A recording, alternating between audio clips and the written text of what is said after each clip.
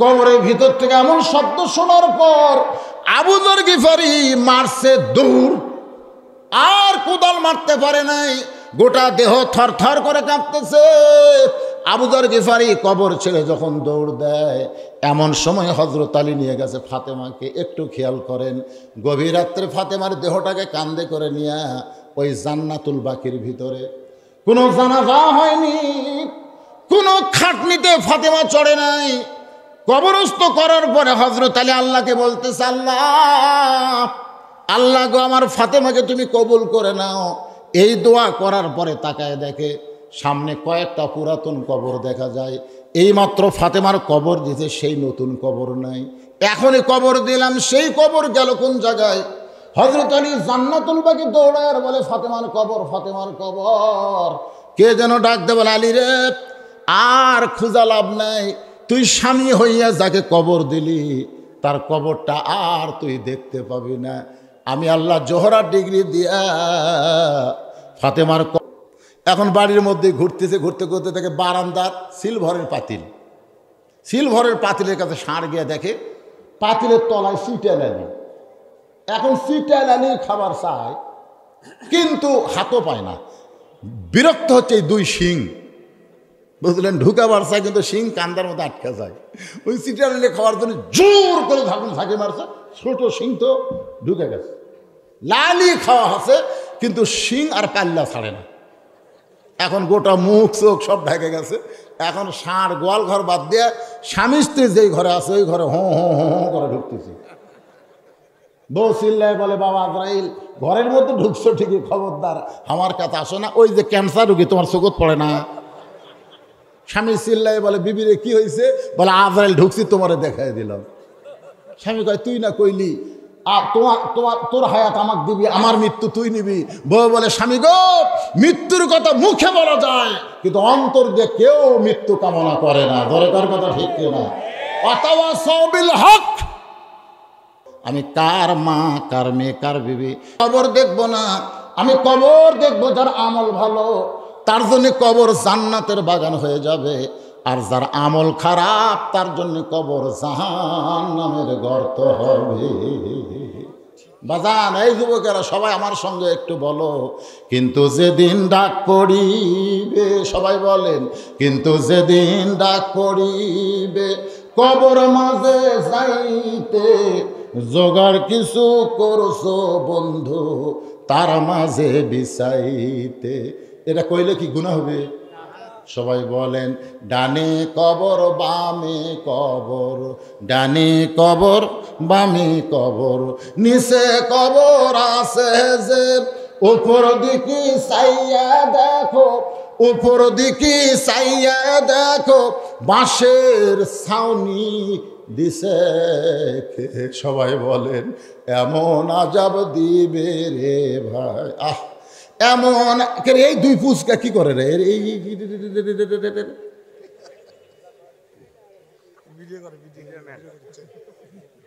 আপনারা কি বিরক্ত হচ্ছেন?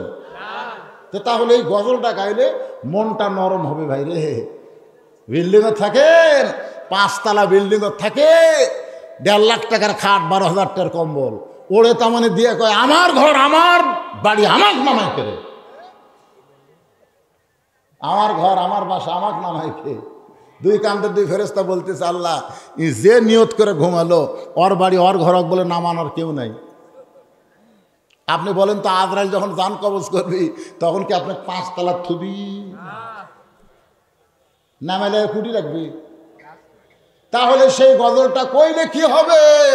এমন আজাব দিবে রে ভাই, এমন আজাব দিবে রে ভাই, কবরের ওই মাটিতে গলা ফেটে রক্ত ঝরবে চিৎকারের ওই চোটেতে।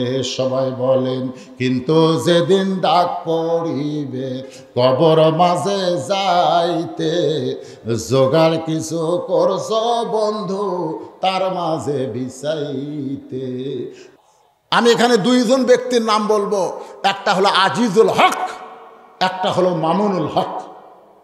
আল্লাহ কোরআনে বলেছেন, কুল জাল হক ও জাহাকাল বাতিল ইন্নাল বাতিলা কানা জাহুক। আমি এখন হকের উপরে 10টা মিনিট ওয়াজ করব। কারা কারা শুনবেন আল্লাহকে একটু হাত দেখান তো দেখি। লিল্লাহি তাকবীর। হক না, হকের ওয়াজ শুনবার গেলে মাফলা খোলা লাগবে, কারণ এই ওয়াজ ঠান্ডা ওয়াজ হবে না, এই ওয়াজ হবে গরম ওয়াজ। জোরে কান কি ওয়াজ? হক বোঝেন, হক বোঝেন। আজকে আমাদের বাংলাদেশে হকের অবস্থা কি আর বাতিলের অবস্থা কি? বাতিলের নাম হলো শাকিব খান। জোরে কান, বাতিলের নাম কি? বিয়া ছাড়াই বাচ্চা দেয়, বাচ্চা হলে বাপ স্বীকার করে, যেমন হামাকের অপু সরকার। জোরে কান ঠিক কি না? এটা হচ্ছে বাতিলের অবস্থা। আর হকের অবস্থা কি? বউলিয়া ধরা পড়ছে, সাংবাদিক বলতেছে কাবিন আছে। হকের অবস্থা কি দেখছেন? বউলে ধরা পড়লো, সাংবাদিক কাবিন চায়। আর বাতিলের অবস্থা হলো বিয়া কদ্দিন করলো আমরা জানি না, 2.5 বছর বাচ্চা নিয়ে সাংবাদিক সম্মেলন করে। এখন পর্যন্ত শালা শাকিব খান লুচ্চাকে বাংলাদেশের পুলিশ ধরলো না। ধরে কোন কথা কথা কন না। একটু মনোযোগ দিয়ে শুনবেন। আল্লাহ কোরআনে বলেছেন ওয়াতাওয়াসাউ বিল হক। হক কথা বলতে হবে। এই হককে বুঝাইতে গিয়া আমাদের বগুড়ার একটা দৃষ্টান্ত দেব। একটা পাগল ছিল, নাম হলো হাবো পাগলা। জোরে কোন কি পাগলা? বাড়ি হলো তাড়াত গাড়ি। জোরে কোন বাড়ি কোথায়? আমার দাদার মুখে শুনছি। হাজার হাজার মানুষ খাওয়া দাওয়া করতেছে। হাজার হাজার মানুষ কি করতেছে? খাওয়া দাওয়া বোঝেন না? যাকে আপনারা মজলিস খাওয়া কম, হাজার হাজার মানুষ খাওয়া দাওয়া করতেছে। আর ওই হাবু পাগলা রাস্তা দিয়ে যাচ্ছে আর বলতেছে মানুষ নাই রে, এ মানুষ নাই রে। তো যারা খাওয়া দাওয়া করতেছে তারা মাথা তুলে মুসকে মুসকে হাসতেছে। পাগলে কিনা খায়, ছাগলে কিনা খায়। আসলে হাজার হাজার মানুষ, আর ওই সাইড দেখায় মানুষ নাই রে, মানুষ নাই রে। তখন একজন মানুষ খাওয়া বাদ দিয়ে পাগলার কাছে গেছে। সবাই কিন্তু খাওয়া বাদ দেয়নি, সবাই গিলতিছে। ওই খাওয়া বাদ দিয়ে পাগলার কাছে গেছে, তাই বলতেছে ভাই তুই যে কইলি মানুষ নাই, তাহলে আমরা হাজার হাজার মানুষ কি?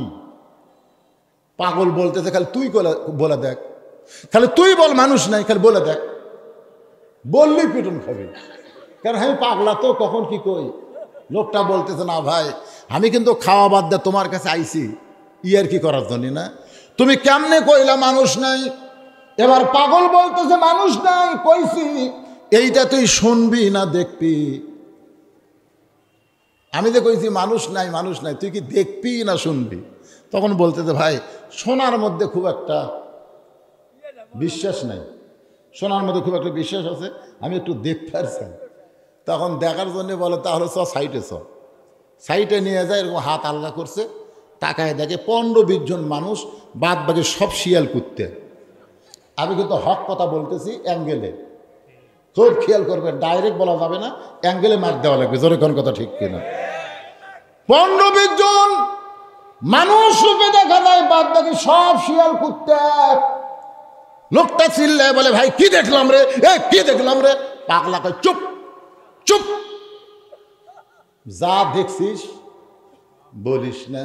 কলিকালের জামানা, হক বলতে মানা, আসল কথা বললে তুই পিটন খাবি রে। সবাই বলেন কলিকালের জামানা, হক বলতে মানা, আসল কথা বললে তোমায় জেলে দিবে রে। আসল কথা বললে জেলে যাওয়া লাগবে। আজকে হক কথা বলতেই হবে। আল্লাহ কোরআনে বলেছেন তোমার সামনে হক কোরআন থাকবে, আর কোরআনের হক কথা বলবা না। দুনিয়ার জেল থেকে তুমি বাঁচতে পারবা, কিন্তু জাহান্নামের আগুন থেকে তুমি বাঁচবা না। যারা কোন কথা ঠিক কিনা?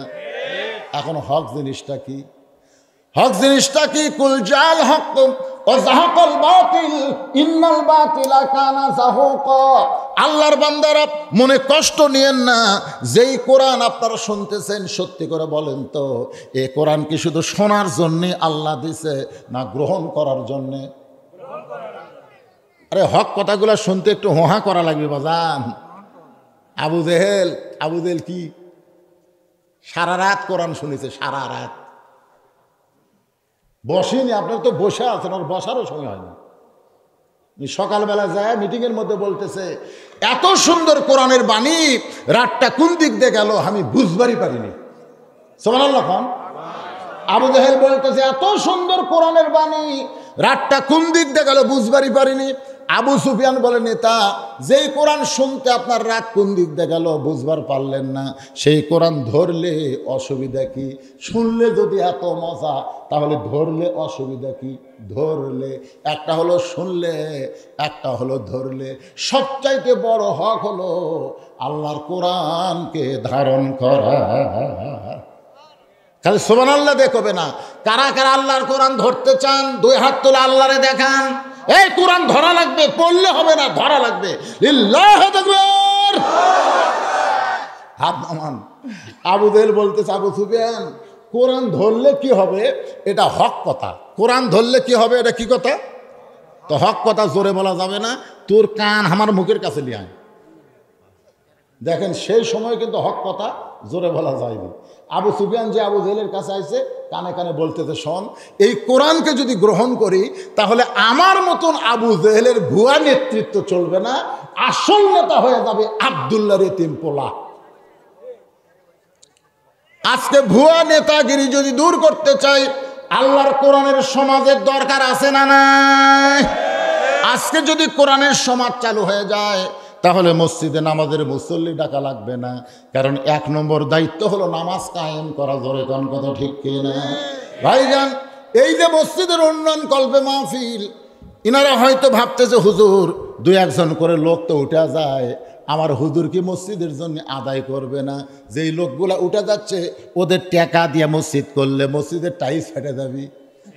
ওদের টাকা দরকার নাই, কারণ বেশি লোকের দাম দিয়ে মসজিদ লাগে না, মসজিদ অল্প মানুষের টাকা দিয়ে হয়। জোরে কোন কথা ঠিক কিনা?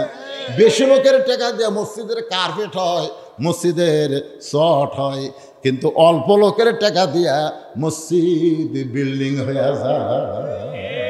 আমি দেখছি মসজিদের জন্য বেশি লোকের দাম দেয় 2 ব্যাগ টাকা, গুণা হচ্ছে 20,000, 2 ব্যাগ। আর আল্লাহর বান্দা এমন আছে, গোপনে 5 লাখ মারা দিছে। ধরে কোন কথা কন না কেন? এখানে আল্লাহর বান্দারা যারা বিশ্বাস করেন যে কোনো সময় সবচাইতে বড় হক কথা হলো আমাদের মৃত্যু হবে, যে কোনো সময় মৃত্যু হবে, এই বিশ্বাস যারা করেন, তাহলে মনে করবেন আজকের দানটা আপনার জীবনের শেষ দান হতে পারে। শেষ দান মনে করে আল্লাহর ঘরের জন্যে 10টা হাজার টাকা, 5টা হাজার টাকা, 1,000 টাকা, 2,000 টাকা, এমনকি বস্তার মধ্যে, ব্যাগের মধ্যে 10-20 টাকা, যিনি যা পারবেন, আপনাদের কাছে ব্যাগ যাবে, রুমাল যাবে। অল্প সময়ের আদায় করার পরে অতাওয়াসাও বিসসবর, সূরা আসরের 3 নম্বর 4 নম্বর বিষয় আমি আপনাদের সামনে আলোচনা করব ভাইজান। কারণ সূরা আসর কমপ্লিট না করে এখান থেকে বিদায় নেব না। একটু আপনাদের মধ্যে এমন কোন আল্লাহর পাগল আছেন মসজিদের জন্যে, যে মসজিদ বানায় দেয়, আল্লাহ তার জন্য আলাদাভাবে একটা জান্নাতে ঘর বানায়? জোরে করেন সুবহানাল্লাহ। মসজিদ হলো আল্লাহর ঘর। জোরে করেন, মসজিদ কার ঘর? আর আল্লাহর ঘরে আল্লাহওয়ালারা দান করতে কোনোদিন কৃপণতা করবে না। আপনাদের কাছে ব্যাগ যাবে, রুমাল যাবে, কারা কারা টাকা দিবেন? 1টা টাকা হলেও দিবেন, 10 টাকা হলেও দিবেন। ব্যাগকে খালি হাতে ফেরত দেবেন না। কারা কারা 2 হাত তুলে দেখান তো দেখি। এই যারা যারা দিবেন তারা হাত তোলেন তো দেখি। টান টান করে তোলেন না, এই ছেলেরাই সবাই তোলো, হাত নামান।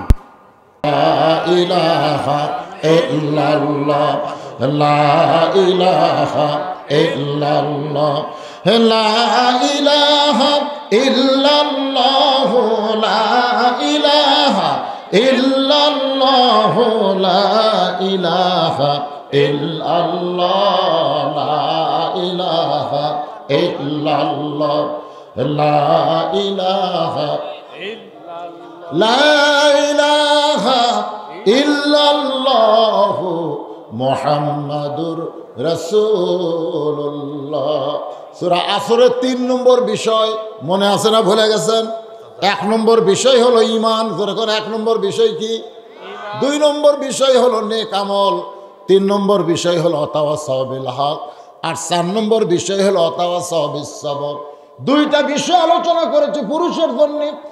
1 নম্বর নেক আমল হলো নামাজ, আর নারীদের জন্য 1 নম্বর নাম হলো পর্দা। পুরুষের নামাজ, নারীদের পর্দা, আলোচনা শেষ। তাওয়াসসাউ বিল হকের উপর কথা বলতেই দানের কথা বলেছি।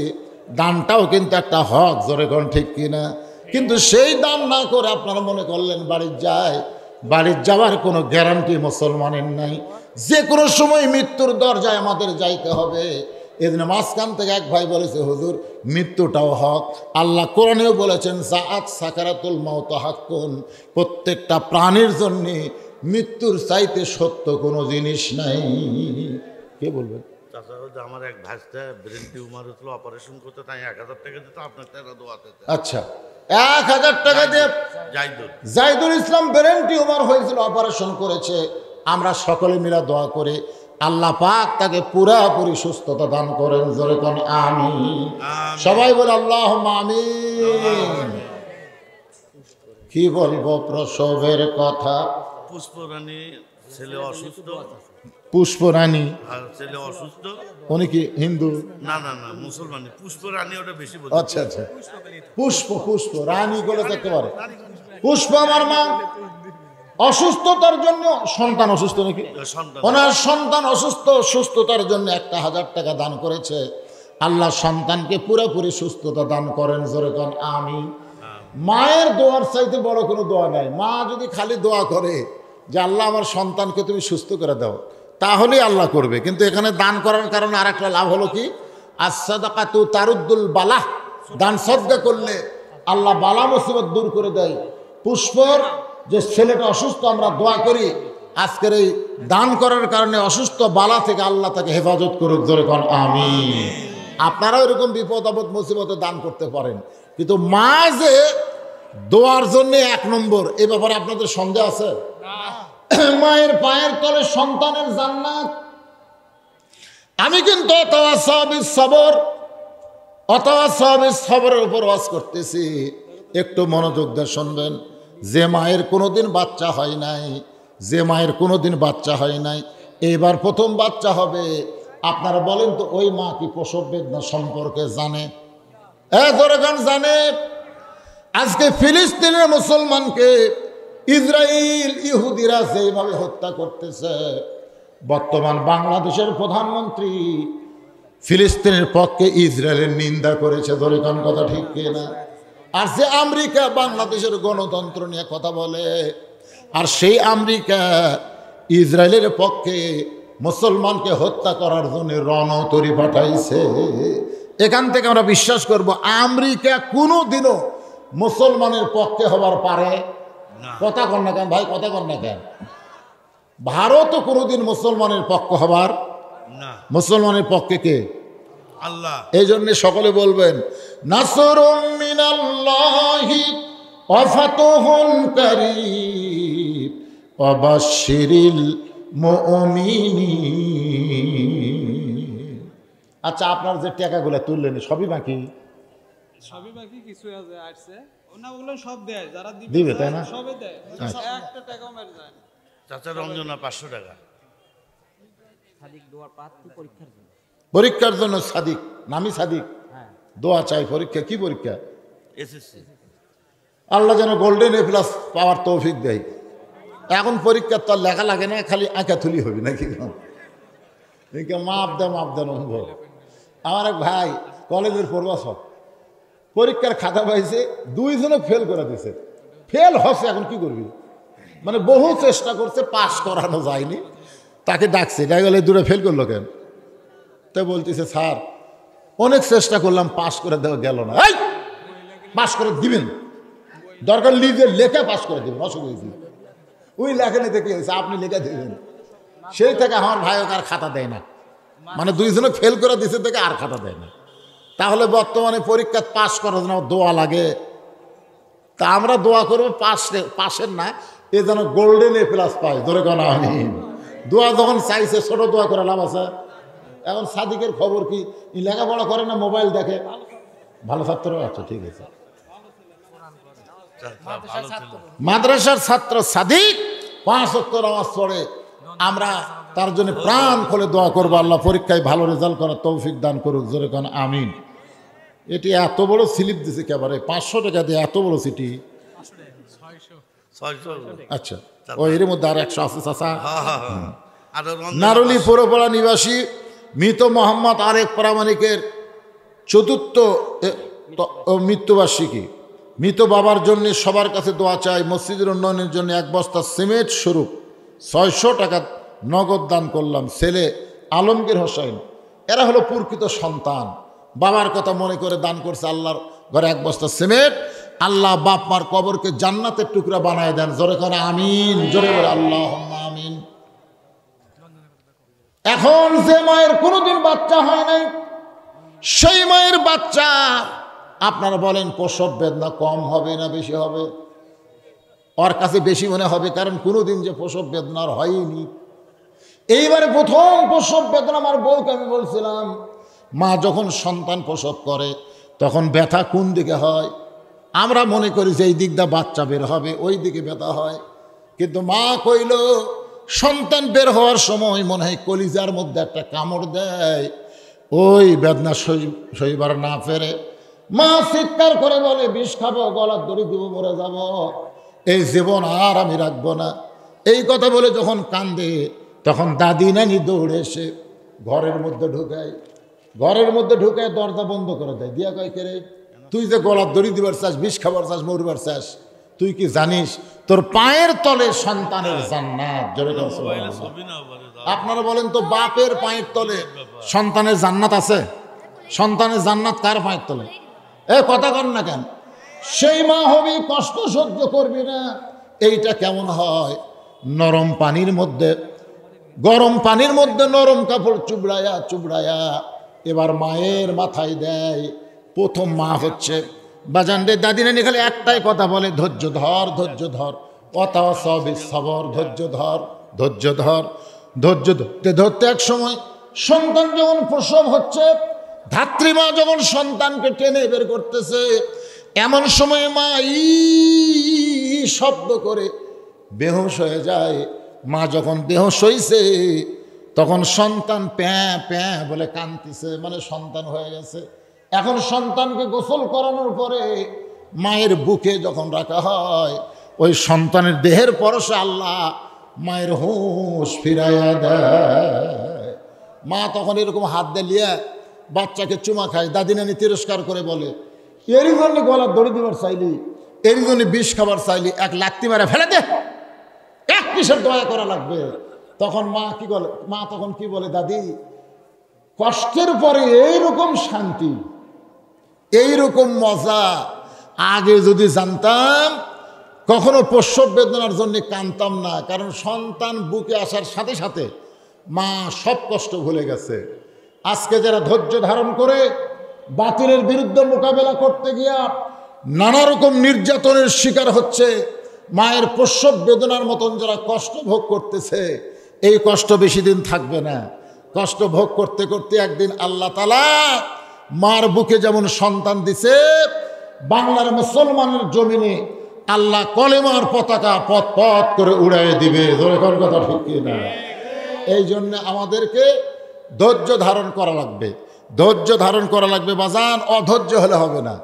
আজকে ধৈর্য ধারণ করে ঠান্ডার মধ্যে কোরআনের মাহফিলে বসে থাকলেন, যার কারণে সূরা আসরের 4টা বিষয় আপনাদের সামনে আমি আলোচনা করার সুযোগ পেলাম। যদি ধৈর্য না নিয়ে বসে থাকতেন আমি বলতে পারতাম টাকা চালি কতগুলো লোক চলে যায়, যান কেন? আপনি গেলে, আপনি যদি টাকা না দেন, আপনি টাকা না দিলে মসজিদ হবে না? এখন হবে কি হবে না? শোনেন, একটা মসজিদের গল্প বলি। একটা চাটাই দেওয়া মসজিদ, কি দেওয়া মসজিদ? এই যে আপনার বগুড়া থেকে যে নাটোর রোডে একটা চাটাইয়ের মসজিদ ছিল। তো একজন কোটিপতি গাড়ি নিয়ে যাচ্ছে, ওই সময় নামাজের আজান দিছে। ওই চাটাইয়ের মসজিদ আবার মাইক আছে, বুঝলেন?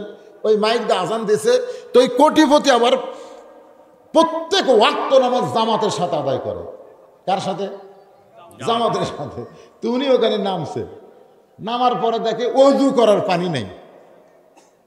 তখন বলতেছে, কে রে, মসজিদে মুয়াজ্জিন আজান দিল, ওযু করার পানি নাই। সঙ্গে সঙ্গে মুয়াজ্জিন এক দৌড় দিয়ে পাশের গ্রাম থেকে 1 জগ পানি এনে আমাকে দিছে। উনি সেই পানি দিয়ে ওযু করার পরে ওই চাটাই দিয়ে ঘেরা মসজিদে নামাজ পড়ে বলতেছে, ভাইজান আপনাকে এলাকাতে মসজিদ করার মতন, আল্লাহর ঘর সুন্দর করে করার মতন কোনো লোক নাই। তখন মুয়াজ্জিন বলতেছে, বহুদিন হলেই চাটাই দেওয়া আছে, চাটাই আমরা পাল্টাই, কিন্তু দেওয়াল করে পারি না। যখন চাটাই ভাঙ্গা যায় আবার নতুন করে চাটাই, যে চাটাই কেনার পয়সাটা পাওয়া যায়, কিন্তু ঘর করার পয়সা আমাকে নাই।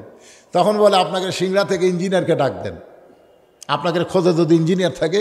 ইঞ্জিনিয়ার তখনই ডাকা হলো। উনি বললেন এখানে বিশাল 3 তলা একটা মসজিদ করবেন, গোড়া থেকে মাথা পর্যন্ত কত কোটি টাকা লাগবে হিসাব দেন, কত কোটি টাকা লাগবে হিসাব দেন। সুবহানাল্লাহ। এখন চিন্তা করেন উনি দেখে গেছে 3 মাস পরে ওখানে 3 তলা মসজিদ হয়ে গেছে। আপনারা কি মনে করছেন আপনাকে ওই গামছার টাকা না হলে মসজিদ হবে না? উঠে যান কে? হ্যাঁ, মনে করলেন খুব মদ্দামি করলেন, টাকা সালামার ভুর ভুর ভুর ভুর করে চলে গেলেন। বসার জায়গা হয় না, ওয়াজ শোনার সময় বসার জায়গা হয় না, আর দান চাইলে যারা টাকা দেয় না এরা কি? আমি কি বলছি 1000 টাকা দেওয়া লাগবে, ব্যাগ যাবি 10 টাকা 20 টাকা দিবেন, কারা কারা দিবেন হাত তোলেন। হাত তোলেনি, কোন হাত তোলেনি? আর যে ব্যাগ যাওয়ার আগে আর উঠে গেল, যান। যেদিন প্যারালাইসিস হবি সেদিন বুঝবেন। ও তাদের টাকা মসজিদ নেবে না। বুড়ার প্যারালাইসিস হতো, বেটার বউ খালি কুনাতে ঘুরতে, মরিস না মরিস না মরিস না, শালা বুড়া মরিস না। মানে বেটা যখন থাকে তখন আব্বা কি খাবি না আব্বা, বুড়া খাবারও পারে না, পাওয়াও গেছে। বেটা যেই ব্যবসার যায় চাকরির যায় তখন খালি কুনাতে ঘুরতে, মরিস না বুড়া মরিস না। না আমার মাপ আছে, কোন বন্ধু যাওয়া লাগবে। যারা এতে দান চাইলে উঠে গেলেন এই সব কয়টা প্যারালাইসিস হবে, সব কয়টার প্যারালাইসিস হবে। সূরা আসরের 4টা বিষয় আমি আপনাদের সামনে বললাম। কয়টা বিষয়? 1 নম্বর ঈমান, জোরে কোন 1 নম্বর কি? ঈমান। ইল্লাল্লাযীনা আমানু। 2 নম্বর হলো আমিলুস সালিহাত, নেক আমল। পুরুষের জন্য নেক আমলের 1 নম্বর হলো নামাজ, আর নারীদের জন্য নেক আমলের 1 নম্বর কি? আরো জোরে। আমার মায়েরা খালি পর্দার মধ্যে থাকবেন মা। আর একটা অনুরোধ করলাম, এই স্টার জলসা জি বাংলা যেন দেখেন না মা। মারে রাসূল বলেছেন মান তাসাব্বা বিকওমিন ফাহুয়া মিনহুম, যে যাকে ভালোবাসে তার সঙ্গেই তার হাসর নাসর হবে। আপনার স্টার জলসা দেখার কারণে মুসলমানের ঘরে হিন্দুকে পূজার বাদ্য বাজতেছে, জোরে কোন কথা ঠিক কিনা? হিন্দুরা প্রত্যেকটা নাটক করছে, কারণ ওরা ধার্মিক। হিন্দুরা কিন্তু হিন্দু ধর্মের দিক দিয়ে ধার্মিক, এই জন্য নাটক বানানোর সময় পূজা রাখি। আর আমাদের বাংলাদেশের যারা নাটক লেখে শালারা হলো নাস্তিক। এরা কোনো নাটকে তো নামাজ নাই, বরং 2-4টা হুজুর বানাছে। এটিএম শামসুজ্জামান, হুমায়ুন ফরিদি, ওরা হচ্ছে হুজুর। এটিএম শামসুজ্জামান নাম আমি কি মনে করছেন? আমি কি আসমানত থেকে আসছি না বাংলাদেশে আমার জন্ম হচ্ছে?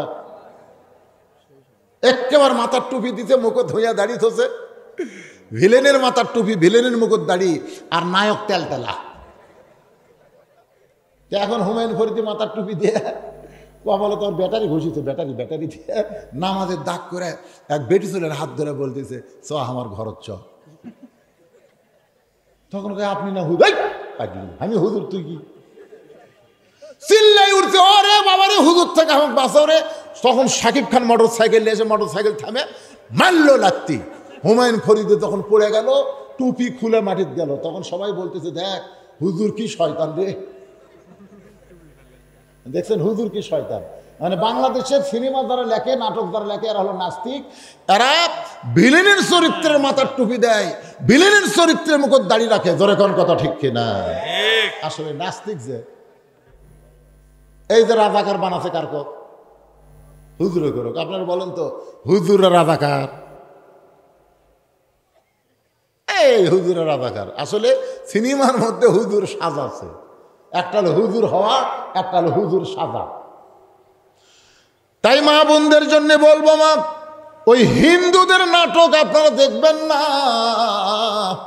আর পর্দার মধ্যে থাকবেন, 5 ওয়াক্ত নামাজ পড়বেন, স্বামীর কথা মতো চলবেন, নিজের আত্মীয়কে দরদ করবেন, স্বামীর আত্মীয় দেখবার পারবেন না, এই চরিত্র যেন ভিতরে কোনোদিন আনেন না। এখন অনেক মা আছে, তারা দেখবেন বাপের বাড়ির কুত্তে আসলেও খাবার দেয়। বাপের বাড়ির কি কথা কয় না, বাপের বাড়ির কি কুত্তে আসলেও খাবার দেয়। এটা আমার বাপের বাড়ির কুত্তে রে, একের বিরিয়ানি দেয়, মানে দস্তরখানাও দেয়। আর শ্বশুরের বাড়ির চাওয়া শ্বশুর আলেও চিনে না। যদি বলে মা আমি তোমার চাওয়া শ্বশুর হই, আমি তো আপনাকে চিনি না, ও শ্বশুরের চাওয়া শ্বশুর চিনিস না, আর বাপের বাড়ির ফকির তোর চাচা হয়। এরকম মেয়ে মানুষ আছে না নাই? কথা কর না কেন, আছে না নাই? খুশি হবার পরে মুসলমান ঘরে জন্ম নিয়ে কি আপনি বেজার হচ্ছেন? দুনিয়াতে বহু ধর্মের মানুষ আছে, বহু ধর্ম আছে না নাই? সব ধর্মই কি আল্লাহর কাছে পছন্দ? আল্লাহ কোরআনে ডাইরেক্ট বলেছেন। কোরআনের কতকগুলো আয়াত আছে ডাইরেক্ট, আর কতকগুলো আছে হেকমত। বর্তমান বাংলাদেশের পরিবেশে আমরা ডাইরেক্ট ওয়াজ করতে পারতেছি না, একটু হেকমত দিয়ে কথা বলা লাগতেছে। তা আল্লাহ এই জায়গায় কোনো হেকমত লাইনি। প্রথম আল্লাহ বললেন লাকুম দিন হুকুম অলিয়া দিন, হেকমতের সাথে আল্লাহ মার দিলেন। লাকুম দিন হুকুম অলিয়া দিন মানে কি?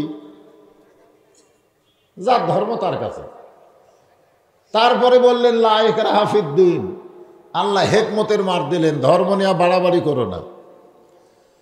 আল্লাহ দেখলেন আর হেকমতের মার দেওয়া হবে না, এবার ডাইরেক্ট মারা লাগবে। এই জন্য আল্লাহ বললেন অমাইয়াবতাগি গায়রাল ইসলাম দীনান ফালাই ইউকবালা মিনহু।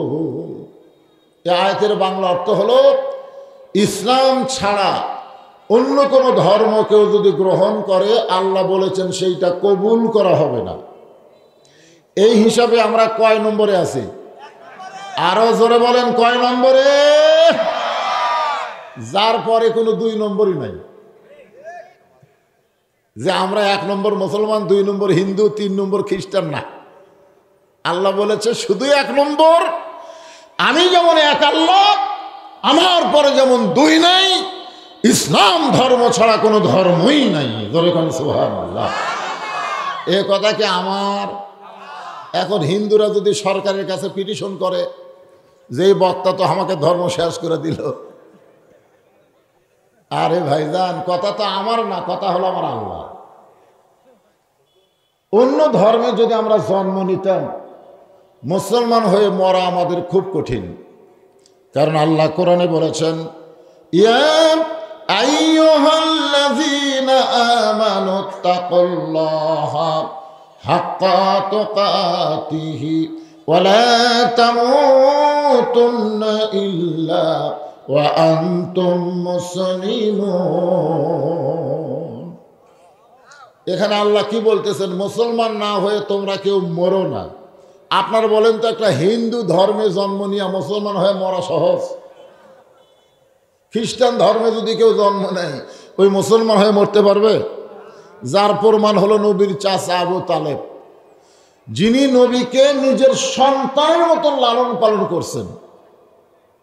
মৃত্যুর পূর্ব মুহূর্তে রাসূল বললেন, চাচা একটা বার শুধু বলেন লা ইলাহা ইল্লাল্লাহ মুহাম্মদ রাসূলুল্লাহ, আমি আপনার হাত ধরে জান্নাতে পৌঁছায় দেব। কত বড় সুযোগ! এরপরও চাচা কি বললেন জানেন? যে মরি যখন যাচ্ছে বাবা, বাপ দাদার ধর্ম ছাড়ব। দেখছেন, অন্য ধর্ম থেকে মুসলমান হয়ে মরা খুবই কঠিন। আল্লাহ সেই কঠিন আমাদের জন্য রাখছে। আমরা মুসলমানের ঘরে জন্ম নিছি, আল্লাহ আমাদেরকে মুসলমান হিসাবেই মৃত্যু দিবে ইনশাআল্লাহ। আর মুসলমান হয়ে যারা মারা যাবে তাদের খবর কি? তাদের খবর হলো ওয়ালা তাখাফু ওয়ালা তাহজানু ওয়া আবশিরু বিল জান্নাতিল্লাতী কুনতুম তুআদুন। তাদের মৃত্যুর কোনো ভয় নাই, তাদের কবর, হাসর, মিজান এইগুলো আযাবের কোনো চিন্তাও নাই। ওয়া আবশিরু বিল জান্নাহ, আমি দুনিয়াতেই তাদেরকে জান্নাতের সুসংবাদ দিয়ে দিলাম। এই হিসাবে মুসলমানের ঘরে জন্ম নেওয়াতে আপনারা খুশি না বেজার? তাহলে প্রশংসা করব কার? আলহামদুলিল্লাহ। 1 নম্বর শেষ। 2 নম্বর হলো আল্লাহ আমাদেরকে ভাগ্য গুণে এমন একজন নবীর উম্মত হিসাবে কবুল করেছেন, যেই নবী হলেন আবার নবীদের নবী। ধরে এখন সুবহানাল্লাহ। যেই নবীর উম্মত হওয়ার জন্যে অনেক নবীরা পর্যন্ত আল্লাহর কাছে ফরিয়াদ করছে। আল্লাহ ঈসা আলাইহিস সালামকে দুনিয়া থেকে চতুর্থ আসমানে নিয়ে গেছে। ঈসা আলাইহিস সালাম এখনো জীবিত আছে, আপনারা জানেন। ঈসা আলাইহিস সালাম কি মারা গেছে? আল্লাহ তাকে জীবিত অবস্থায় নিয়ে যায় চতুর্থ আসমানে রাখা দিছে। ঈসা আলাইহিস সালাম বললেন, আল্লাহ, দুনিয়াতে মানুষ মরার জন্য যায়। কার জন্য যায়? আচ্ছা, আমরা যে দুনিয়াতে এসেছি আমরা কি বাঁচার জন্য না মরার জন্য? না, এই কথা মনের মধ্যে আপনি ঠিক মতো নাই। যারা দাঁড়িয়ে আছেন, বসে আছেন, জবান খুলে বলেন তো, আপনারা দুনিয়াতে এসেছেন বাঁচার জন্য না মরার জন্যে? মরার জন্য যদি আসা থাকেন এত মশান কে? এই রে মশান, আমাকে চিনিস? আমি কার দল করি তুই জানিস? তুই কার দল করিস? যার দল করিস সেও মরবে। এমন একজনের দল করা লাগবে যিনি কোনোদিনও মরবে না। তিনি হলেন আমাদের আল্লাহ। যারা মুসলমান হবে তারা মরা মানুষের দল করবে না, তারা জীবিত আল্লাহর দল করবে। জোরে কোন কথা ঠিক কিনা? মশান মারে, আমার জিনিস। আমার 4তলা বাসা আছে, তুই জানিস? 4তলা থাক 7তলা থাক, মরা লাগবেই। ঠিক আছে? ঈসা বললেন, আল্লাহ, দুনিয়াতে মানুষ যায় মরার জন্যে, কিন্তু আমার যে মৃত্যু হলো না, আমার কি মৃত্যু হবে না? আল্লাহ বলে, ঈসা, তোমার মৃত্যু হবে। ঈসা আলাইহিস সালাম বললেন, আল্লাহ, আমার মৃত্যু কি চতুর্থ আসমানে হবে? আল্লাহ বললেন, না, আবার তোমাকে দুনিয়াতে প্রেরণ করা হবে। ঈসা বললেন, আবার নবী করে দুনিয়াতে প্রেরণ করবেন।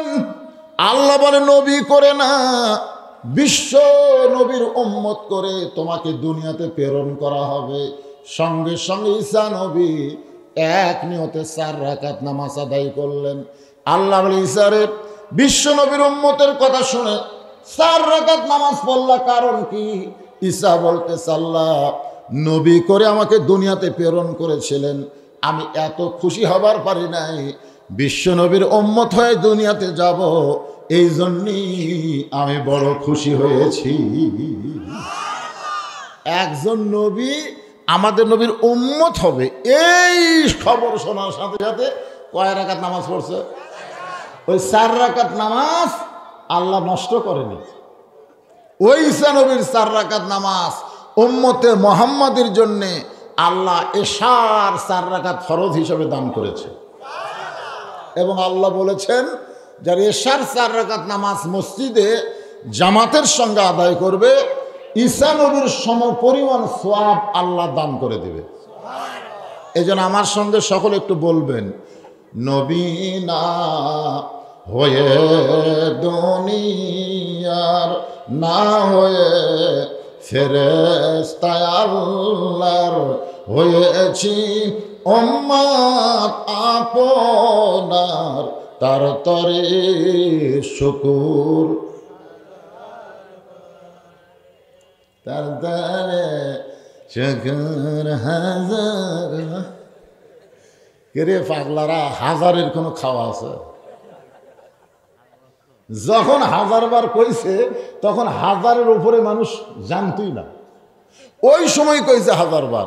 বর্তমানে 1000 টাকার কোনো খাওয়া আছে? তাহলে আমাদের বাংলাদেশে যেটাকে সবসময় বেশি জানি সেইটা বলবো। তার তরে শুকুর কোটি বার বলবো। কতবার বলবো? তার তরে শুকুর কোটি বার আলহামদুলিল্লাহ। হ্যাঁ, আমি মায়েদের বলবো, নিজের বাপ মাকে যেমন ভালোবাসেন স্বামীর বাপ মাকেও তেমন ভালোবাসবেন। আর স্বামীকে আমি বলবো, স্বামী যারাই স্বামী, আপনার তো সেই রকম। শাশুড়ি বসে আছে বইয়ের কাছে, এখন স্বামী বইয়ের দিকে তাকায়, কয় আম্মা, বইয়ের দিকে তাকায় কি বলতেছে, আম্মা আমি বাজারে যাচ্ছি, আপনি ডাব খাবেন না গ্লুকোজ খাবেন? শাশুড়ি বসে আছে, বউ বসে আছে, উনি তখন বইয়ের দিকে তাকায় বলতেছে, আম্মা, তোর আম্মা কোনটা রে? আম্মা ডাব খাবেন না গ্লুকোজ খাবেন? বউ বলতেছে, আমার মাও দুটাই খায়। তখন বলতেছে আম্মার জন্য আমি ডাবো আনবো, গ্লুকোজ আনবো। এই কথা বলে ব্যাগ লেবার হচ্ছে, দেখে দরজাত মা খাড়া হয়ে আছে, দরজাত মা খাড়া হয়ে আছে। মায়ের সামনে দেওয়া যায়, কিন্তু মায়ের মুখের দিকে তাকায় না। মা বলে পাগল, আমার মুখের দিকে একবার তাকালে আল্লাহ তোর আমল নামায় একটা কবুল হজের সওয়াব দিবে। কেরে আমার দিকে তাকাস না কেরে, আমি 2 দিন হলে তোকে দেখার জন্য দরজাত খাড়াই থাকি। গত সপ্তাহে 10 টাকার পান আনছিস, আজকে একটু পান আনিস। ছেলে বলতেছে এই জন্যই তো টাকাই না, খালি খাই খাই না। মা 10 টাকার পান চাইলে খাই খায়, আর শাউরের জন্য ডাব আনবে, গ্লুকোজ আনবে, এরকম পাটা আছে না নাই? জোরে কোন আছে না নাই? আমি জোড়হাত করে বলতেছি শাউরক খিলাবেন না, শাশুড়িকে খিলাবেন না, কথা আমি বলতেছি না। শাশুড়ি আর মা এই 2টা খেয়াল করবেন, একটা হলো ফরজ, একটা হলো নফল। জোরে কোন ঠিক না? ফরজ আদায় করার পরে নফল আদায় করবেন। ফরজেরই খবর নেই, শালা নফললে দৌড়াই। হাসতেছেন কেন?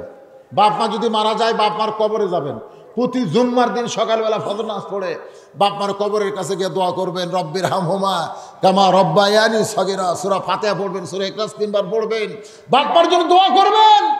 যেই নারুলে 1 শতক জায়গা এত দাম, সেখানে 10 শতক জায়গা থেকে বাবা আজকে অন্ধকার কবরে আছে।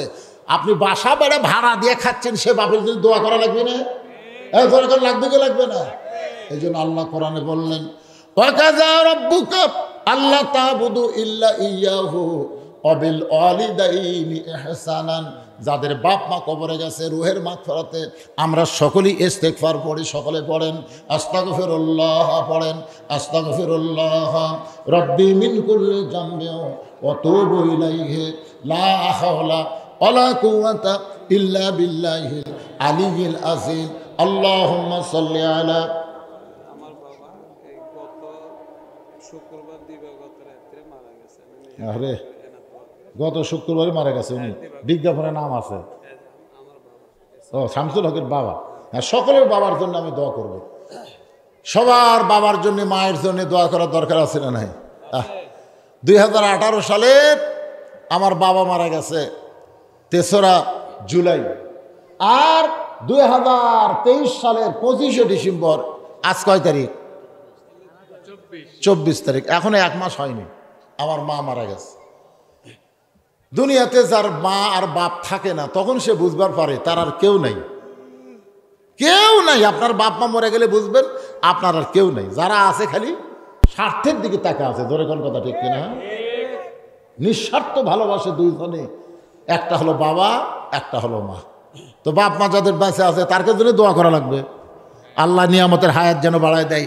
আর যাদের বাপ মা কবরের কাছে, আল্লাহ তাদের কবরকে যেন জান্নাত বানায় দেয়। দোয়া করার দরকার আছে না নাই? এজন্য সবাই 3 বার সূরা ইখলাস পড়েন, 1 খতম ফজিলতের সওয়াব আল্লাহ দান করবে। 3 বার সূরা ইখলাস, কুল হু আল্লাহ সূরা 3 বার পড়েন। বিসমিল্লাহির রহমানির রহিম। কুল হু আল্লাহু আহাদ আল্লাহুস সামাদ লাম ইয়ালিদ ওয়া লাম ইউলাদ ওয়া লাম ইয়াকুল লাহু কুফুয়ান আহাদ। বিসমিল্লাহির রহমানির রহিম। কুল হু আল্লাহু আহাদ আল্লাহুস সামাদ লাম ইয়ালিদ ওয়া লাম ইউলাদ ওয়া লাম ইয়াকুল লাহু কুফুয়ান আহাদ। বিসমিল্লাহির রহমানির রহিম। কুল হু আল্লাহু আহাদ আল্লাহুস সামাদ লাম ইয়ালিদ ওয়া লাম ইউলাদ ওয়া লাম ইয়াকুল লাহু কুফুয়ান আহাদ। আল্লাহুম্মা সাল্লি আলা মুহাম্মাদিন ওয়া আলা আলি মুহাম্মাদ কামা সাল্লাইতা আলা ইব্রাহিম ওয়া আলা আলি ইব্রাহিম ইন্নাকা হামিদুম মাজিদ। আল্লাহুম্মা বারিক আলা মুহাম্মাদ ওয়া আলা আলি মুহাম্মাদ কামা বারাকতা আলা ইব্রাহিম ওয়া আলা আলি ইব্রাহিম ইন্নাকা হামিদুম মাজিদ। আল্লাহুম্মা আমিন। রব্বানা যালামনা আনফুসানা ওয়া ইল্লাম তাগফির লানা ওয়া তারহামনা লানাকুনান্না মিনাল খাসিরিন। আল্লাহ নারুলি কৃষি ফার্ম জামে মসজিদকে কেন্দ্র করে আজকের এই বিশাল ইসলামী জলসায় আল্লাহ তোমার হাজার হাজার বান্দা বান্দিরা আরামের বাড়ি ঘুমকে বাদ দিয়া কোরআন হাদিসের মহব্বত কলিজার মধ্যে নিয়ে ভিজা মাটির উপরে সামান্য খেয়ার বিছায় দিছে। এই ঠান্ডার মধ্যে ঘন্টার পর ঘন্টা যারা আওয়াজ শোনে, আখেরে মোনাজাতে ফকিরের মতন তোমার রহমতের দরজায় দোখানা হাত তুলেছে। আমরা ফকির, দুনিয়ার একটা দরজায় ভিক্ষা যদি না পায় আর একটা দরজার দিকে যায়, সেই দরজায় ভিক্ষা না পাইলে আমরা আশা নিয়ে আর একটা দরজার দিকে যাই। কিন্তু আল্লাহ, তোমার দরজা ছাড়া আমাদের আর কোনো দরজা নাই। তুমি কোরআনে বলেছো, আম্মা সাইলা ফালা তানহার, ফকিরকে খালি খালি ফিরাস না। আজকে তোমার দরজায় আমরা ফকির, তুমি খালি খালি আমাদের কেমনে ফিরাইয়া দিবা।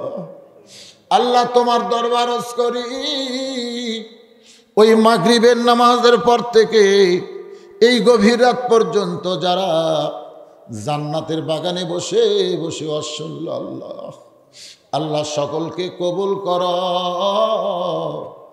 ভুল ত্রুটি গুনাহ খাতা মাফ করে দিয়া, যে দোয়া দরুদ পড়েছে আল্লাহ হাদিয়াটুকু সোনার মদিনায় নবী পাকের রওজা মুবারকে কবুল করো।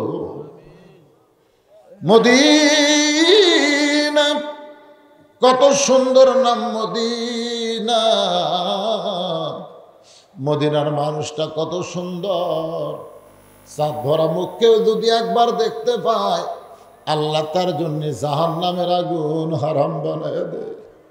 কত স্বপ্ন দেখেছি জীবনে, এমন একটা স্বপ্ন আমাদের দেখার তৌফিক দিও আল্লাহ, যে স্বপ্নে নবীজির সোনামুখ আমাদের নসিব হয়ে যায়। আল্লাহ, আমরা যারা হাত তুলেছি, আমাদের জনম দুঃখী মা, ছোট্ট একটা শব্দ হলো মা, এই দরদের মা যাদের কবরে গেছে, আল্লাহ মেহেরবানি করে মায়ের কবরকে জান্নাতের টুকরা বানায় দাও। কি বলবো প্রসবের কথা, মা বিনে সেই ব্যথা কেউ তো বুঝিবে না। মাজন ঠেকিয়া সন্তানের দায়, অকালে মা মারা যায়, কেন সে মায়ের জন্যে দোয়া করবা না। এমন দরদি ভবে কেউ হবে না আমার মা গো। এই দরদের মা যাদের কবরে গেছে, আল্লাহ মেহেরবানি করে মায়ের কবরকে জান্নাতের টুকরা বানায় দাও। বাবার বাড়িঘর সবই আছে, এতিম করে থুইয়া বাবা এতিম হয়ে অন্ধকার কবরে চলে গেছে। আল্লাহ মেহেরবানি করে বাবার কবরকে জান্নাতের টুকরা বানায় দাও। আমার এক ভাই বলতেছে, হুজুর কয়েকদিন আগে আবার বাবা চলে গেছে। আল্লাহ সকলের বাবার কবরকে জান্নাতের টুকরা বানিয়ে দাও। আমাদের বাপ মা যাদের জীবিত আছে, যেই বাড়িতে খাওয়া দাওয়া করলাম, বাড়িওয়ালা মামাকে বলল, হুজুর দেখেন আমার মা এখনো জীবিত আছে। আল্লাহ বাপ মা যাদের দুনিয়াতে এখনো আছে, আল্লাহ জান্নাত কামানোর জন্য বাপ মার হায়াতকে বাড়াইয়া দাও। আল্লাহ, আল্লাহর নবী বলেছেন, বাপ মা পাওয়ার পরেও যারা জান্নাত কামাই করতে পারলো না, তাদের মতন হতভাগ্য সন্তান আর কেউ নাই। আল্লাহ আমাদের দাদা দাদি নানা নানি আত্মীয় স্বজন শ্বশুর শাশুড়ি যাদের কবরে গেছে, কবরবাসীদের মাফ করে দাও। আল্লাহ, আল্লাহ তোমার ঘর মসজিদকে কিয়ামত পর্যন্ত কবুল করো। এই মসজিদে নগদে বাকিতে যারা দান করে দিল, সকলের দানগুলোকে জান্নাতের বিনিময়ে কবুল করে নাও। পর্দার অন্তরালের মা বোনেরা, আবিদা সালিয়া পর্দাজি কবুল করে মা ফাতেমার চরিত্র দান করো। আমি সহ আমরা যারা অসুস্থ হয়ে আছি, আল্লাহ আমাদের সকলকে সুস্থতার নিয়ামত দান করে দাও। এতক্ষণ আমরা সবার জন্য দোয়া করলাম বাবা, এখন নিজের জন্যে একটা মিনিট দোয়া করেন, নিজের জন্য একটা মিনিট খালি চোখ বন্ধ করে দেখেন, মসজিদের খাটনি মসজিদে থাকবে না, আমার বাড়ির আঙ্গিনায় চলে আসবে। আমরা মরে যাব,